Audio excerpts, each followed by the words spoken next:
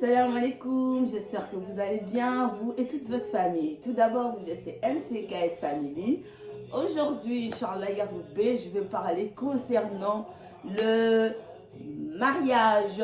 Pourquoi je vais parler concernant le mariage? Parce que le mariage, c'est la base d'une société, c'est la base, c'est le fondement d'une famille, le mariage.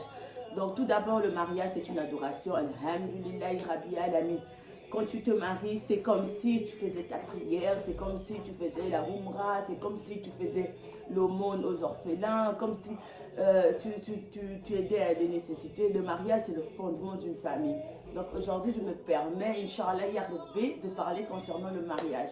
J'espère qu'Allah va guider ma bouche, que je puisse sincèrement, Inch'Allah Yaroubé, Inch'Allah. Donc, le mariage, qu'est-ce que le mariage? Le mariage, c'est deux personnes. Donc, deux personnes, Allah Azzawajal, comme il a créé notre père Adam et notre mère Hawa, qui est Ève et Adam. Donc, c'est un couple.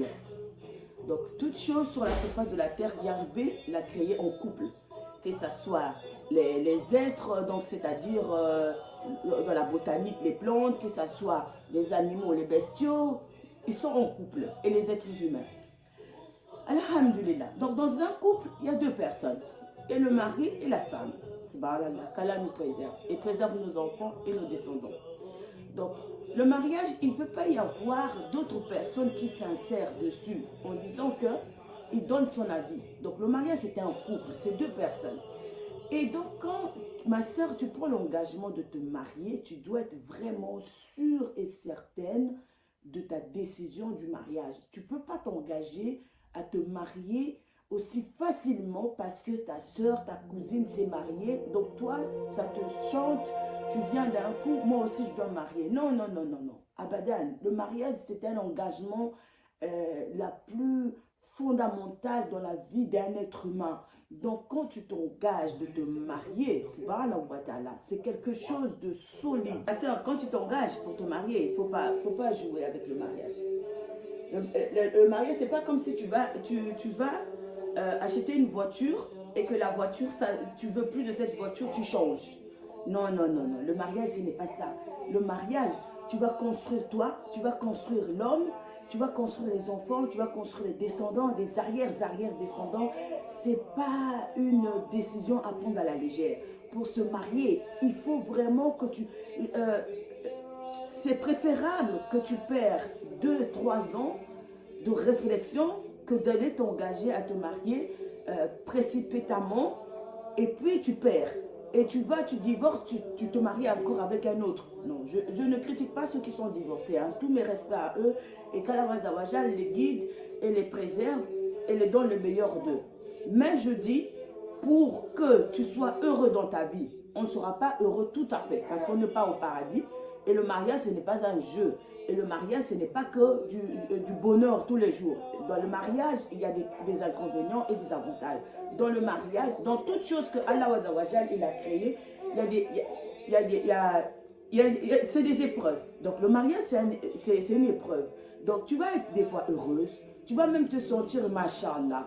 Et il y a des moments, tu vas te sentir vraiment triste. Et il y a des moments, la première personne à qui tu dois aller tout le temps te confier, c'est Allah Azzawajal. Ne commence même pas à dire que parce que tu as disputé avec ton mari dans ton foyer, que tu dois aller voir ta mère, que tu dois toujours aller voir ta mère. Si tu es toujours une pleurnicharde, qui te toujours, je dois aller voir ma mère, je dois aller voir ma mère, donc ça veut dire que tu n'es pas capable d'être marié.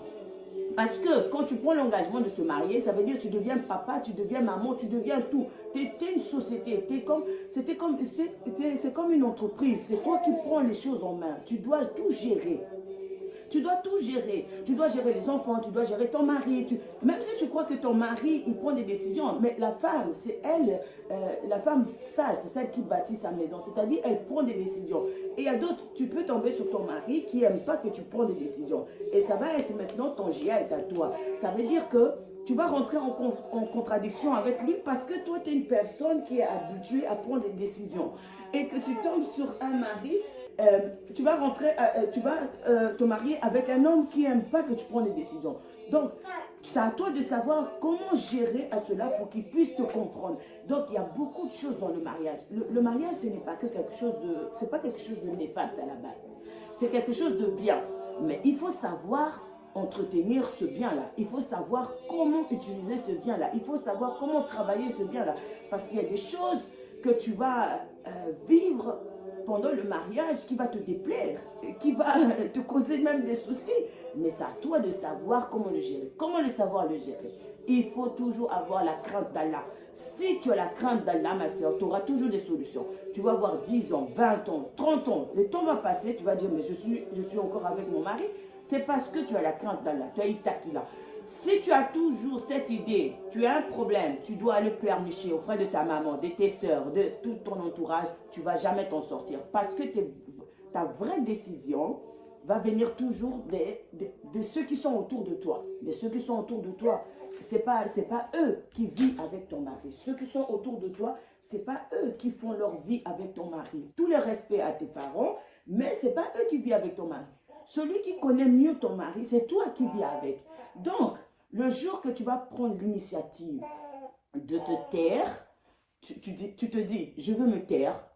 S'il y a un souci dans ma maison, c'est moi qui dois s'en occuper. C'est moi qui dois charger de tout ça. Donc, je ne vais pas commencer à aller pleurnicher chez mes parents. Tu verras toi-même que les choses vont aller même mieux. Parce que quand tu prends les décisions toi-même, tu fais ta salade, tu crains ton Seigneur et tu demandes la décision à Allah. On est des êtres humains. Hein. Quand on est vraiment beaucoup chargé dans le cœur, on a envie de se confier. Mais avant que tu te confies à ta maman, il faut d'abord que toi-même, tu sais, est-ce que je suis prête?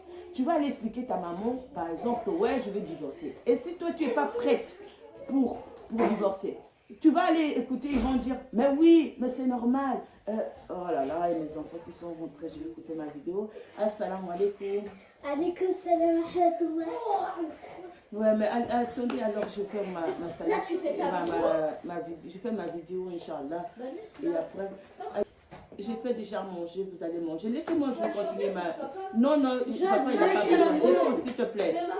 Écoutez les consignes. Parce que si tu n'écoutes pas les consignes, non, on ne parle pas comme ça à son frère. Si tu n'écoutes pas les consignes, tu ne vas jamais gagner dans ta vie.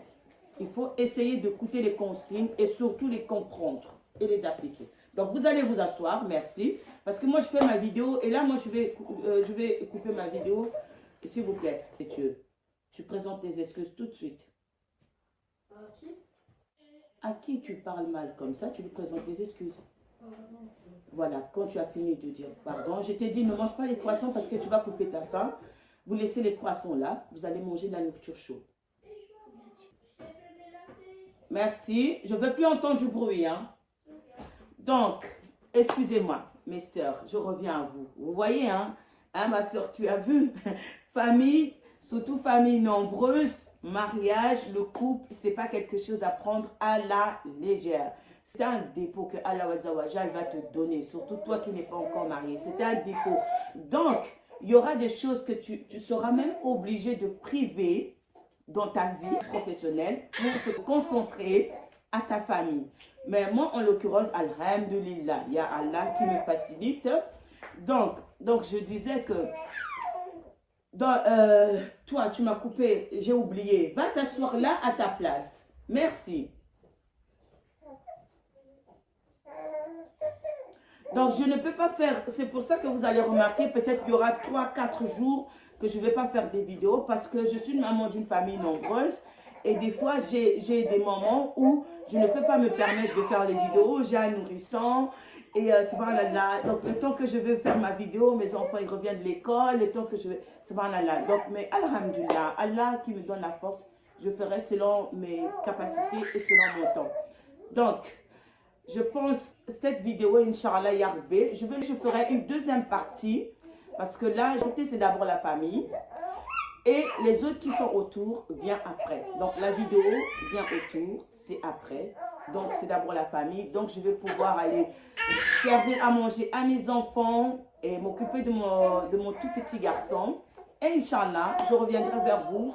Allah Azzawajal me donne le temps et la force pour que je continue, Inch'Allah, le thème sur le mariage. J'espère que ma soeur, que Allah te facilite et te donne la grâce. Assalamu alaikum.